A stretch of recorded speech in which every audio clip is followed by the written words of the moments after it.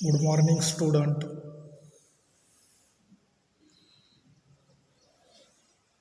Welcome to today's Science and Technology lecture part second. Student, we have discussed the chapter number second, life processes in living organism part first.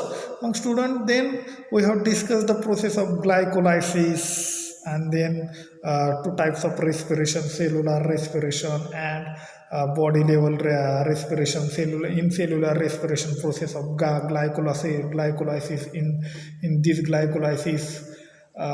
Then we have discussed the next point, energy from different food components. म्हणजे आपल्याला काय करायचं आहे की कशा पद्धतीने जसे आपण सेल्युलर रेस्पिरेशनमधून बॉडीला जी एनर्जी ऑप्टेन होते त्याच्या पद्धती ते आपण पाहिलं. त्यानंतर बघा आपला जो पुढचा पॉईंट आहे ते कोणता आहे, energy from different food components. म्हणजे विविध अन्न घटकापासून किंवा वेगवेगळ्या अन्न घटकापासून कशा पद्धतीने एनर्जी आपल्याला भेटत असते. म्हणून त्यांनी म्हटलं energy from different food components. जे वेगवेगळे फूडचे कॉम्पोनंट आहेत, विविध अन्न घटक आहेत, त्याच्यापासून ऊर्जा कशा पद्धतीने शरीराला उपलब्ध होत असते ते आपल्याला काय करायचं आहे, पाहायचं. मग त्यांनी बघा काय म्हटलेलं आहे की excess of carbohydrates are stored in liver. आणि म्हणले excess of the carbohydrates are store in liver and muscle in the form of glycogen.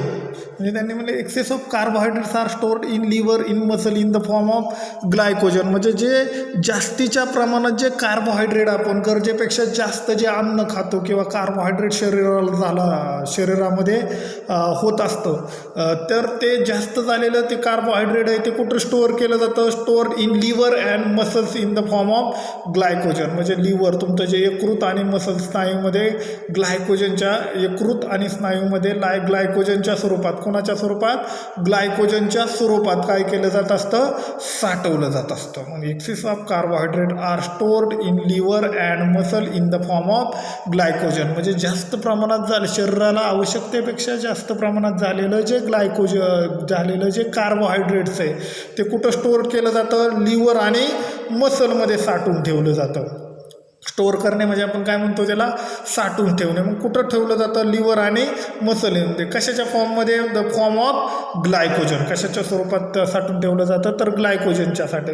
पुढं काय म्हणले, what is the structure of protein. म्हणजे प्रोटीनचे स्ट्रक्चर काय, what is the structure of protein, what are they made up of. म्हणजे प्रथिनं म्हणजे काय, कशा पद्धतीने ते बनली जातात, कशा पद्धतीने, what is the source of protein. म्हणजे स्ट्रक्चर नाही, कोणता सोर्स आहे प्रथिनांचा आणि ती प्रथिनं कशापासून बनलेली असतात.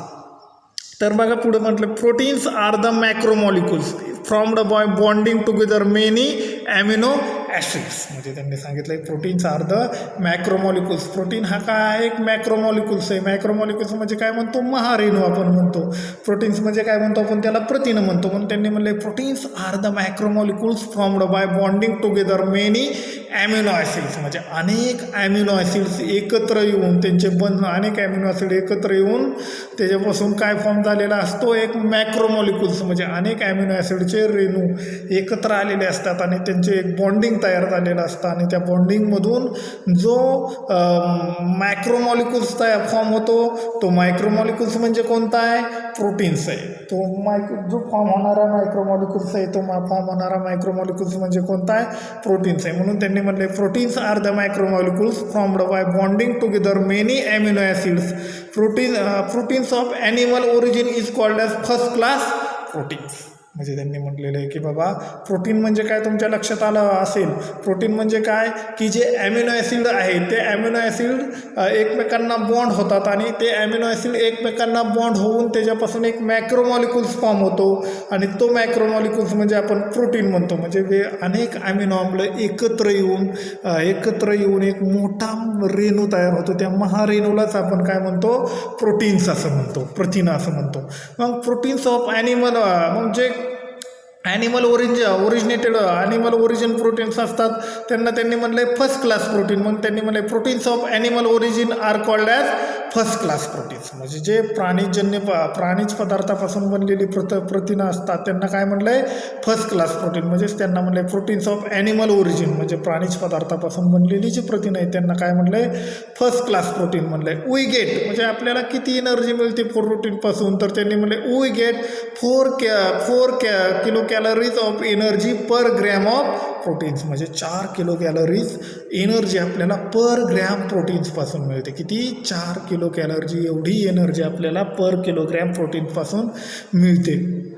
मग amino acids R obtained after digestion of proteins. म्हणजे त्यांनी बघा ॲमिनो ॲसिड कुठून मिळतात, तर बघा amino acids R obtained after digestion of proteins. Those amino acids are absorbed in the body and transported up to each organ and cell via blood. हे वाक्य महत्त्वाचं आहे. काय आहे, amino acids R obtained after digestion of protein. म्हणजे त्यांनी म्हटलं की प्रोटीनचं डायजेशन झाल्यानंतर, प्रोटीनचं पचन झाल्यानंतर काय भेटतं आहे, ॲमिनो ॲसिड भेटते. मी अगोदरच त्यांनी वरच्या ओळीमध्ये काय सांगितलं की वेगवेगळे ॲमिनो ॲसिड वेगवेगळ्या ॲमिनो ॲसिड पासून मायक्रोमोलिक्युल्स फॉर्म होतोय, त्याला प्रोटीन म्हणतो. आणि इथं तर आपण काय म्हणतोय, प्रोटीन कुणाला म्हटलं इथं तर त्यांनी म्हणलं प्रोटीनचं डायजेशन झाल्यानंतर काय भेटतंय, ॲमिनो ॲसिड म्हणतोय, ॲमिनो ॲसिडच भेटतंय. मग त्यांचं म्हणणं काय आहे की वेगवेगळे प्रोटीन्स आपण कंझ्युम करतो. जे वेगवेगळे प्रोटीन्स आपण कंझ्युम करतो आणि कंझ्युम केलेल्या प्रोटीनचं डायजेशन झाल्यानंतर आपल्याला काय करतं, ॲमिनो ॲसिड बोलतो. मग आपण वेगवेगळे सिरियल्स असेल, मीठ असेल, मांस असेल, हे वेगवेगळे पदार्थ अन्नपदार्थ खात असतो. त्या अन्नपदार्थातून प्रोटीन मिळत असतं आणि ते प्रोटीन आपल्या स्टमकमध्ये त्याचं डायजेशन झाल्यानंतर ते प्रोटीन ब्रेक होतं आणि त्याच्यापासून काय होत असतात, ॲमिनो ॲसिड्स फॉर्म होत असतात. प्रोटीनचे मॉलिक्यूल ब्रेक झाल्यानंतर ॲमिनो ॲसिड्स फॉर्म होत असतात. मग त्यांनी म्हणलं amino acid are obtained after digestion of protein. Those amino acid are absorb in the body and transported up to each organ and cell via blood. म्हणजे त्यांनी केलं काय म्हटलंय की ते ब्लडमध्ये काय केले जातात, ट्रान्सपोर्ट केले जातात. Transported up to each organ and via cell via blood. म्हणजे इकडं पहा की काय म्हटलं आहे त्यांनी की हे जे ॲमिनो ॲसिड्स आहेत ते ॲमिनो ॲसिड कुणापासून फॉर्म होतात, तर प्रोटीनचं डायजेशन झाल्यापासून. मग प्रोटीनचं डायजेशन झाल्यानंतर जे ते ॲमिनो ॲसिड्स आहेत ते फॉर्म झालेले ॲमिनो ॲसिड कुठं ॲब्सॉर्ब केली जातात, तर त्यांनी म्हणले amino acid absorb in the body. म्हणजे कशामध्ये, the amino acids absorb in the body and transported up to each organ and cell. म्हणजे शरीरामध्ये ती काय ॲमिनो ॲसिड काय केले जातात, शोषली जातात आणि प्रत्येक सेलपर्यंत, प्रत्येक ऑर्गनपर्यंत, प्रत्येक पेशीपर्यंत, अवयवापर्यंत कशाद्वारे पोचवली जातात, ते ॲमिनो ॲसिड ब्लडद्वारे, रक्ताद्वारे काय केली जातात, पोचवली जात असतात. म्हणून त्यांनी म्हटलेलं आहे की बाबांनो amino acid are obtained after digestion of protein. Those amino acids are absorbed in the body and transported up to each organ and cell via blood. म्हणजे जे डायजेस्ट झालेले जे प्रोटीन आहे त्याच्यापासून फॉर्म झालेले जे अॅमिनो ॲसिड आहे ते बॉडीमध्ये काय केले जातात, ॲब्सॉर्ब केले जातात, शोषली जातात आणि transported up to each organ. आणि प्रत्येक पेशीपर्यंत प्रत्येक अवयवापर्यंत आणि पेशीपर्यंत ती पोचवली जातात वायवा ब्लड. कोणाद्वारे, रक्ताद्वारे. फ्रॉम दिस ॲमिनो ॲसिड म्हणजे रक्त प्रत्येक पेशीपर्यंत, ऑर्गनपर्यंत पोचलेले ॲमिनो ॲसिड पुढे जाऊन काय करतात, तर बघा from this amino acids organ and cell produces various protein necessary for themselves. म्हणजे त्यांनी सांगितलं की amino acids organ and cell produces various protein necessary for themselves. आणि सांगितलं की जे फ्रॉम दिस ॲमिनो ॲसिड म्हणजे जी काय प्रोटीनच्या डायजेशनमधून जी ॲब्सॉर्ब केलेली जे ॲमिनो ॲसिड आहे ते काय पुढं करतात, organ and cell produces various protein and necessary for themselves. म्हणजे प्रत्येक अवयवापर्यंत आणि पेशीपर्यंत जे पोचतात ते पोचल्यानंतर प्रत्येक अवयव आणि पेशी काय करतो, त्याला आवश्यक असलेली प्रोटीन काय करतो, त्या अमिनो ॲसिडपासून तयार करत असतो. म्हणून त्यांनी म्हणलेलं आहे की organ and cell produces various protein necessary for themselves. म्हणजे वेगवेगळे जे प्रोटीन आहे त्याच्यापासून ते काय करत असतात, वेगवेगळे अमिनो ॲसिड आहे त्यापासून ते तशा पद्धतीची त्या अवयवामध्ये त्या पेशीमध्ये प्रोटीन्स फॉर्म करत असतात, तयार करत असतात. अँड दिस होल बॉडी म्हणजे त्या संपूर्ण शरीरामध्ये अशा पद्धतीने हे प्रक्रिया होत असते. The example of given following diagram, म्हणजे खाली एक डायग्रॅम दिलेली बघा. ह्या डायग्रॅममध्ये त्याची एक्झाम्पल दिलेली की एक कॉमन ॲमिनो ॲसिड आहे, तेच ॲमिनो ॲसिड स्किनपर्यंत पोचलं तर त्याच्यापासून काय होतं आहे मेलेनिन आणि केरॅटिन नावाचं प्रोटीन तयार होतं. तेच ॲमिनो ॲसिड कुठंपर्यंत पोचलं, पोटामध्ये प्रोटीन गेलं, प्रोटीनचं डायजेशन झाल्यानंतर त्या प्रोटीनचं डायजेशन झाल्यानंतर ॲमिनो ॲसिड्स आहेत, ते ॲमिनो ॲसिड बॉडी लेवलमध्ये ॲब्सॉर्ब केली, ब्लडपासून ते बोनपर्यंत पोचली. बोनमध्ये कुठल्या नावाचं प्रोटीन तयार होतं आहे, बोन्सला आवश्यक असलेलं ओसियन नावाचं. त्याचप्रमाणे सेलमध्ये various proteins of cell membrane and various enzymes, वेगवेगळ्या प्रोटीन सेलमध्ये various proteins of cell membrane, म्हणजे जे पेशीद्रव पटल आहे त्याच्यामध्ये ते वेगवेगळ्या पद्धतीची प्रथिनं व्हेरियस एन्झाईम वेगवेगळ्या पद्धतीची विकर तयार होतात. त्याच पद्धतीने त्यांनी म्हणलं पॅनक्रियाज इन्सुलिन, पॅनक्रियाजमध्ये जर ते प्रोटीन केलं तर त्याच्यामध्ये इन्सुलिन आणि ट्रिप्सिन हे तयार होतं. तेच ॲमिनो ॲसिड कुठं पिट्युटरी ग्लँडमध्ये पर्यंत आल्यानंतर तिथं काय होतं, वेगवेगळे व्हेरियस हार्मोन्स वेगवेगळ्या पद्धतीचे काय तयार होतात, हार्मोन्स तयार होतात. आणि हेच ॲमिनो ॲसिड मसल्सपर्यंत पोचल्यानंतर त्यांनी म्हटलं ॲक्टिन अँड मायोसिन आणि फ्लेक्झिबल प्रोटीन्स, म्हणजे आपण म्हणतो ॲक्टिन अँड मायोसिन जे फ्लेक्झिबल प्रोटीन म्हणजे जे मसलचं कॉन्ट्रॅक्सेशन आणि रिलॅक्सेशन होण्यासाठी जे मेयोसिन नावाचं प्रोटीन आवश्यक असतं ते ॲमिनो ॲसिड मसल्समध्ये गेल्यानंतर हे प्रोटीन फॉर्म होतात. तसंच ब्लडमध्ये काय होतं, ब्लडमध्ये ॲमिनो ॲसिड पोचल्यानंतर काय फॉर्म होतात, हिमोग्लोबिन अँड अँटीबॉडी, जे हिमोग्लोबिन आणि वेगवेगळ्या अँटीबॉडीज काय होत असतात, पोचत असतात. मग ऑलवेज रिमेंबर, नेहमी लक्षात ठेवामध्ये त्यांनी सांगितलं आहे ऑलवेज रिमेंबरमध्ये काय म्हणलं आहे, excess of amino acids. Always रिमेंबरमध्ये बघा काय म्हटलं आहे, excess of amino acid obtain from protein are not store in the body, म्हणजे त्यांनी सांगितलं की जास्त प्रमाणात प्रोटीनपासून तयार झालेले जे ॲमिनो ॲसिड आहे म्हणजेच excess of amino acid obtain from the protein are not stored in the body, म्हणजे ते बॉडीमध्ये स्टोअर करून ठेवत नाहीत, शरीरामध्ये साचून ठेवत नाहीत. तर काय करतात, तर पुढं बघा, excess of amino acid obtain from the protein are not store in the body, म्हणजे शरीरामध्ये जास्त प्रमाणात तयार झालेली जी प्रथिनं आहेत ती तयार झालेली प्रथिनांपासून जे ॲमिनो आम्ल आहेत ते ॲमिनो आम्ल शरीरामध्ये साठवून ठेवत नाही. They are broken down and ammonia and from eliminated out the body, म्हणजे त्या ॲमिनो ॲसिडचं conversion broken down in ammonia, म्हणजे ते ॲमिनो ॲसिडचं कन्व्हर्जन कशामध्ये करतात, अमोनियामध्ये करत असतात. आणि ammonia eliminated in the body, शरीरामधून ते काय करत असतात, बाहेर टाकले जातात, eliminated out of the body.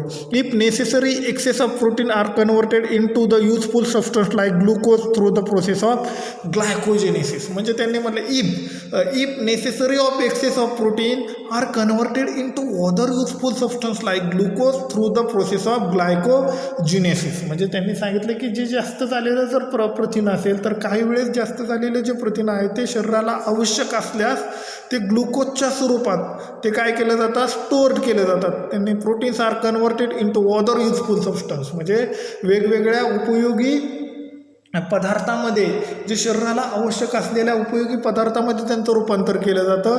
मग असे कोणते पदार्थ आहेत, तर लाईक ग्लुकोजसारख्या through the process of glycogenesis, म्हणजे त्यांनी जी प्रोसेस आहे ते ग्लायकोजिनेसिस प्रोसेसमध्ये तर काय केलं जातं, ते साठवलं जातं through the substance through the process of glycogenesis, म्हणजे जी ग्लायकोजिनेसिस ही प्रक्रिया आहे, या ग्लायकोजिनेसिस प्रक्रियेद्वारे त्या प्रोटीनचं कन्व्हर्जन ग्लुकोजमध्ये होत असतं. त्या प्रोसेसला काय म्हणलं जातं, ग्लायकोजन. मग पुढं म्हणलं plant produces the necessary amino acid from the mineral डिनो and thereby produce a different proteins, म्हणजे त्यांनी सांगितलं की वनस्पतींना आवश्यक असलेले जे प्रथिनं आहेत ते मिनरल्सपासून बनवतात आणि त्याचप्रमाणे thereby produces different proteins, म्हणजे वेगवेगळी प्रथिनं कशापासून बनवली जातात, आवश्यक असलेली खनिजांपासून बनवतात वनस्पती. पुढं बघा, तर पुढं बनले produces different protein and enzyme rubisco present in plant chloroplast in the most abundant protein found in nature, म्हणजे त्यांनी काय म्हणलं, अँड एन्झाईम रुबेस्को नावाचं जे वेकर आहे प्रेझेंट इन प्लॅन्ट क्लोरोप्लास्ट कुठं असतं, तर वनस्पतीमधल्या हरितलवकामध्ये रुबेस्को नावाचं जे प्रथिन असतं किंवा ते प्रथिनं most abundant protein found in nature, म्हणजे निसर्गात सर्वात प्रचंड प्रमाणात आढळणारं हे काय आहे, प्रथिन आहे की जे वनस्पतींच्या जे क्लोरोप्लास्ट आहे हरितलवक आहेत त्या हरितलवकामध्ये तुम्हाला ते आढळत असतं. मग फ्रॉम व्हेअर पुढं कॅन यू रिकॉल, पुढं काय म्हटलं आहे, पुढचा जो पॉईंट आहे कॅन यू रिकॉलमध्ये त्यांनी काय म्हटलेलं आहे की बघा की from here do you obtain the lipids, म्हणजे जे स्निग्ध पदार्थ आहेत ते स्निग्ध पदार्थ कशा पद्धतीने ऑप्टेन होतात, तर बघा कशा पद्धतीने ऑप्टेन होतात. The substance formed by specific chemical bond between fatty acid and alcohol are called as lipids. म्हणजे त्यांनी म्हटलेलं आहे की substance the substance formed by specific chemical bond between fatty acids and alcohol lipids, म्हणजे विशिष्ट अशा पद्धतीने जे सबस्टन्स आहेत, कोणते दोन सबस्टन्स आहेत की फॅटी ॲसिड्स, कोणते दोन सबस्टन्स आहेत, फॅटी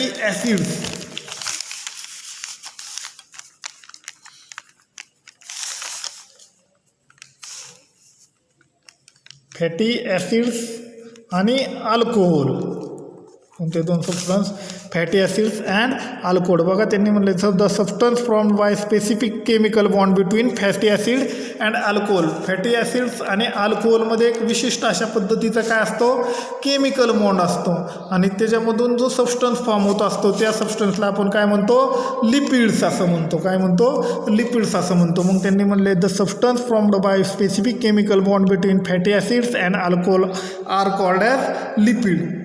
म्हणजे ते जो पदार्थ आहे त्याला आपण काय म्हणतो, लिपिड्स म्हणतो. Digestion of lipid consumed by nothing but their conversion into fatty acid and alcohol. म्हणजे त्यांनी सांगितले digestion of lipid consumed by nothing but their conversion into fatty acid and alcohol. Fatty acid are absorb up and distributed everywhere within the body. म्हणजे त्यांनी म्हटलं की जे हे digestion of lipid consumed by nothing but their conversion into fatty acid and alcohol. म्हणजे डायजेशन झाल्यानंतर, लिपिडचं digestion झाल्यानंतर त्याचं कन्व्हर्जन होतं फॅटी ॲसिड आणि अल्कोहोलमध्ये. मग पुढं ते fatty acid are absorbed and distributed everywhere within the body. म्हणजे त्यांनी म्हटलेलं आहे की जे डायजेशन होऊन लिपिडचं जे फॅटी ॲसिड फॉर्म होतं ते ॲब्सॉर्ब केलं जातं, म्हणजे शोषलं जातं आणि जसं ॲम्युनो ॲसिड सगळ्या बॉडीपर्यंत जात होती तशाच पद्धतीने हे फॅटी ॲसिडसुद्धा सगळ्या शरीरभर पोचलं जातं, सगळ्या शरीरभर पांगत असतं, पसरत असतं. म्हणून fatty acids are absorb up and distributed everywhere within the body. From those fatty acid different cell produces various substance necessary to themselves. मग त्यांनी म्हटलं की जशा पद्धतीने आपण वरच्या पॉईंटमध्ये पाहिलं की जशा पद्धतीने प्रोटीनचं डायजेशन होऊन अॅमिनो ॲसिड्स ब्लडद्वारे सगळीकडे डिस्ट्रीब्यूट होते आणि त्याच ब्लडद्वारे डिस्ट्रीब्यूट झालेले ऑर्गनपर्यंत डिस्ट्रीब्यूट झालेले जे ॲमिनो ॲसिड्स आहेत किंवा ऑर्गनपर्यंत असलेले जे ॲमिनो ॲसिड्स असतील ते सेल्स आणि ऑर्गनपर्यंत पोचल्यानंतर तशा पद्धतीचे प्रोटीन्स त्याच्यापासून फॉर्म होत असते. तशाच पद्धतीने फॅटी ॲसिड हे ॲब्सॉर्ब होतं आणि distributed everywhere within the body, म्हणजे संपूर्ण शरीरभर ते पांगत असतं. आणि फ्रॉम दोज फॅटी ॲसिड्स, त्या फॅटी ॲसिड्सपासून काय बनलं जातं तर बघा from those fatty acid different cell produces various substance necessary to themselves. म्हणजे त्या फॅटी ॲसिडपासून वेगवेगळ्या पेशी तशा पद्धतीने त्यांना आवश्यक असणाऱ्या different cell produces various substance necessary to themselves, त्यांना आवश्यक असणारे पदार्थ ते काय करत असतात, बनवत असतात. मग त्याचे एक्झाम्पल दिले. फॉर एक्झाम्पल त्यांनी म्हणलं example molecule of called as phospholipids. मग फॉस्फोलिपिड्स जे आहेत ते phospholipids molecule called as phospholipids are essential for producing plasma membrane are formed from fatty acids. मग प्लाझ्मा मेम्ब्रेनसाठी आवश्यक असलेला जो मॉलिक्यूल्स आहे तो कोणता मॉलिक्यूल्स आहे, फॉस्फोलिपिड्स. कोणता मॉलिक्यूल्स आहे, फॉस्फोलिपिड्स. मग हा phospholipids molecule which is essential for producing a plasma membrane. म्हणजे प्लाझ्मा मेम्ब्रेन पेशी प्रद्रव्य पटल. प्लाझ्मा मेम्ब्रेन म्हणजे आपण काय म्हणतो, पेशी प्रद्रव्य पटल. मग हे पेशी प्रद्रव्य पटल बनवण्यासाठी आवश्यक असणारा मॉलिक्यूल्स कुणापासून बनवला जातो, कोणता मॉलिक्यूल आहे तर फॉस्फोलिपिड्स. मग हा फॉस्फोलिपिड्स कुणापासून बनवला जातो तर त्यांनी म्हणले फ्रॉम फॅटी ॲसिड्स. तो कुणापासून बनवला जातो तर फॅटी ॲसिड्सपासून बनवला जातो. मग ते ज्याला हे लक्षात येत असेल तर त्यांनी म्हटलं आहे example molecule called as phospholipids which are essential for producing the plasma membrane are from fatty acids. मग तो जो फॅटी ॲसिड जो मॉलिक्यूल आहे तो फॅटी ॲसिडपासून फॉस्फोलिपिड्स बनवलं जातं. आणि फॉस्फोलिपिड्स कशासाठी आवश्यक आहे तर प्लाझ्मा मेम्ब्रेन बनवण्यासाठी काय आहे आवश्यक आहे. त्याच पद्धती beside fatty acid are used for producing hormone like, म्हणजे त्याचबरोबर फॅटी ॲसिड कुठं कुठं वापरलं जातं, काय काय निर्माण होतं फॉर फॅटी ॲसिडपासून, तर त्यांनी म्हटले fatty acids are used for producing hormone like progesterone, oestrogen, testosterone आणि अल्डोस्टेरॉन. हे काय केलं वेगवेगळे हार्मोन, म्हणजे त्याच्यामध्ये प्रोजेस्टेरॉन, इस्ट्रोजन,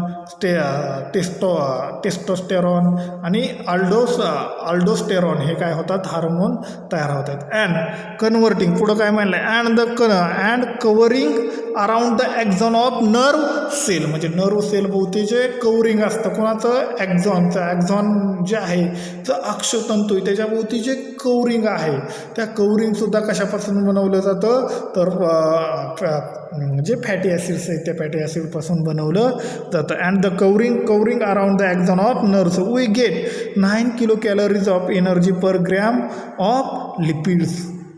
असे त्यांनी म्हटलं की आपल्याला 9 किलो कॅलरीज एवढी एनर्जी, बघा त्यांनी काय म्हटलेलं आहे we get 9 kilo calories per gram energy of lipids, म्हणजे 1 ग्रॅम लिपिड्सपासून किती एनर्जी भेटते आपल्याला 9 किलोग्रॅम एवढी एनर्जी आपल्याला भेटते.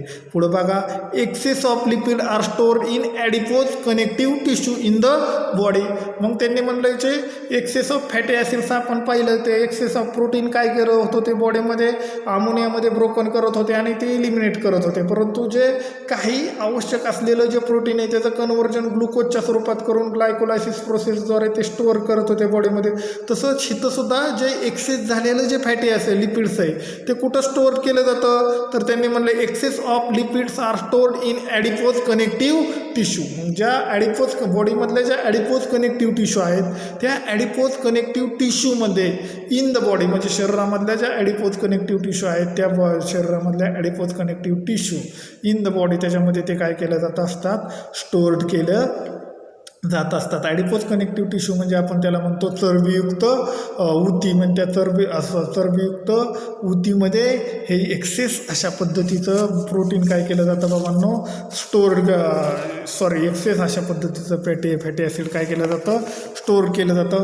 मग पुढं बघा काय म्हणलं आहे की vitamins are group of heterogeneous compound of which each is essential for proper operation of various process in the body. Vitamins म्हणजे तुम्हाला माहिती व्हिटॅमिन्स म्हणजे आपण त्याला काय म्हणतो जीवनसत्व म्हणतो. मग हे जीवनसत्व काय तर त्यांनी म्हटलं vitamins are group of heterogeneous compound. तो काय आहे वेगवेगळ्या कंपाऊंडचा वेगवेगळ्या पद्धतीचे जे कंपाऊंड आहे त्याचा काय ग्रुप आहे. मग त्यांनी vitamins are group of heterogeneous compound which each is essential for proper operation of various process in body. म्हणजे ते आवश्यक आहे. कशासाठी आवश्यक आहे तर बॉडीमधल्या प्रॉपर ऑपरेशनसाठी. म्हणजे त्यांनी व्हिटॅमिन्स आर ग्रुप त्यांनी म्हटलं vitamins are group of heterogeneous compound which is essential for proper operation of various process in the body. म्हणजे ज्या शरीरामधल्या ज्या वेगवेगळ्या प्रक्रिया आहेत त्याच्यासाठी जीवनसत्व काय असतात गरजेचं असतात. There are main 6 type of vitamins. म्हणजे व्हिटॅमिनचे किती टाईप आहेत 6 प्रकार आहेत. मग कोणते 6 प्रकार आहेत ABCDE अँड के. कोणते 6 प्रकार आहेत ABCDE अँड के. म्हणजे जे व्हिटॅमिनचे प्रकार आहेत ABCDE अँड के हे काय आहेत व्हिटॅमिनचे प्रकार आहेत. Out of this ADE and K are the fat soluble. म्हणजे ते जर बघितलं तर त्यांनी ADE आणि के हे कसे आहेत फॅट सोल्युबल आहेत. म्हणजे मेदामध्ये ते काय होतात विरघळतात. 6 पैकी 4 काय आहेत फॅट सोल्युबल आहेत. Out of this ADE and K are the fat soluble where B and C are a water soluble. B आणि सी काय आहेत वॉटर सोल्युबल आहेत. म्हणजे ते पाण्यामध्ये विरघळत असतात. We have seen that. म्हणजे तुम्ही पाहिलेलं आहे काय पाहिलेलं आहे APDH2 and NADH2 R produced in the process like glycolysis and Kreb cycle. आपण पाहिले प्रोसेस ऑफ ग्लायकोलायसिसमध्ये कोणते मॉलिक्यूल तयार होतात तर APDH2 आणि NADH2 produced in the process like glycolysis. म्हणजे ग्लायकोलायसिस प्रक्रियेमध्ये किंवा क्रेब सायकलमध्ये कोणते मॉलिक्यूल तयार होतात APDH2 आणि NADH2 and Kreb cycle. Vitamins like riboflavin riboflavin म्हणजेच व्हिटॅमिन B2 म्हटलं आहे त्यांनी, and nicotinamide vitamins B5 respectively are necessary for their production. म्हणजे ते जे रायबोफ्लोविन असेल किंवा रायबोफ्लोविन निकोटामाइड हे कशासाठी आवश्यक आहे, तर त्यांनी म्हणलेलं आहे की APDS2 आणि NADH2 सारखे जे मॉलिक्युल्स आहेत त्यांच्यासाठी ते काय आहे, आवश्यक आहे, ती गरजेचं आहे. त्यांचं ग्लायकोलायसिस प्रोसेसमध्ये जे APDS2 आणि NADH2 मॉलिक्यूल तयार होतात ते कुणामुळं तयार होतात, ते तयार होण्यासाठी काय आवश्यक आहे, तर व्हिटॅमिन लाईक रायबोफ्लोविन, व्हिटॅमिन B12 आणि nicotinamide, vitamin B5 respectively are necessary for their production. त्याच्यासाठी ते काय आहे, गरजेचे आहे. पुढं बघा, देअर इज अबाउट म्हणजे पुढं काय म्हटलेलं आहे की देअर इज पुढचा जो पॉईंट आहे यूज युअर ब्रेन पॉवरमध्ये. सगळे जे क्वेश्चन आहेत ते तुम्ही पाहायचे आहेत, 1, 2, 3 असे जे वेगवेगळे जे क्वेश्चन आहेत ते क्वेश्चन तुम्ही पाहिजे आहेत. यूज युअर ब्रेन पॉवरमध्ये त्यांनी काय म्हटलेलं आहे की there is about 65 to 70% of water in our body. म्हणजे त्यांनी म्हटलं तुमच्या शरीरामध्ये 65 ते 70% पाणी आहे.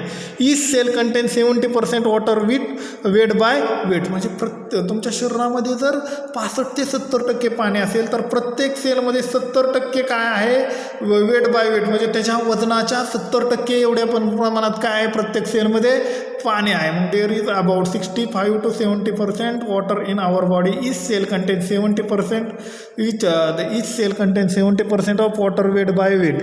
Blood plasma also contain 90% of water. म्हणजे जो शरीरामधला जो ब्लड प्लाझ्मा आहे, तो ब्लड प्लाझ्मामध्ये किती पर्सेंट वॉटर आहे, 90% जवळजवळ काय आहे, वॉटर आहे.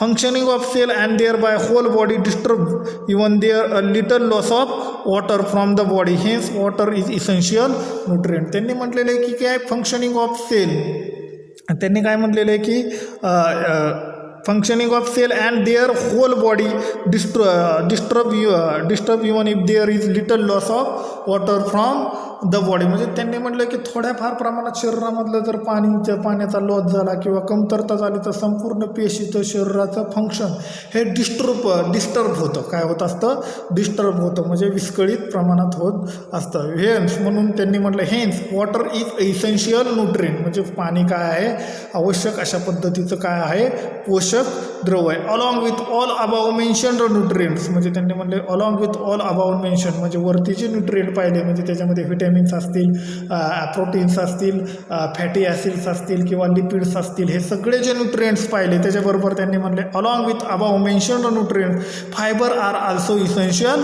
न्यूट्रिएंट्स. फायबरसुद्धा काय आहे, आवश्यक अशा पद्धतीचा काय आहे, न्यूट्रिएंट्स आहेत. त्यांनी म्हटले along with all above mentioned nutrients fibre are also essential nutrient. In fact we cannot digest the fibre. म्हणजे त्यांनी सांगितलं की आपण फायबर डायजेस्ट करत नाही. म्हणजे त्यांनी you cannot digest the fibre however they help in the digestion of other substance. तो बाकीचे सबस्टन्स डायजेशन करण्यासाठी काय केलं जातो, फायबर म्हणजे आपण तंतुमय पदार्थ म्हणतो, हे तंतुमय पदार्थ त्यांचं पचन केलं जात नाही, परंतु ते काय करतात, तर त्यांनी म्हणले however they help in the digestion of other substance. बाकीचे जे पदार्थ आहेत ते पदार्थ पचवण्यासाठी ते काय करत असतात, मदत करत असतात. And ejection of undigested substance. पुढं काय म्हणले, पुढं however they help in the digestion of other substance. म्हणजे जे डायजेशन आहे ते अदर जे सबस्टन्स आहे त्याचे डायजेशनसाठी ते हे करत असतात, मदत करत असतात. And ejection of undigested substance म्हणजे जे काय जे न पचलेलं अन्न आहे ते न पचलेलं अन्न बाहेर काढण्याचं काम, बाहेर टाकण्याचं कामसुद्धा अशा पद्धतीचे फायबर्स करत असतात. अनडायजेस्टेड म्हणजे न अपचन झालेलं अन्न इजेक्शन बॉडीमधून बाहेर टाकण्याचं सुद्धा काम करत असतात.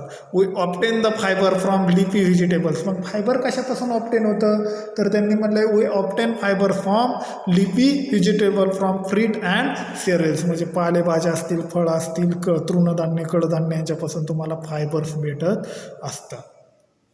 त्यांनी म्हणले we obtain the fibre from leafy vegetables, fruit and सेरियल्स.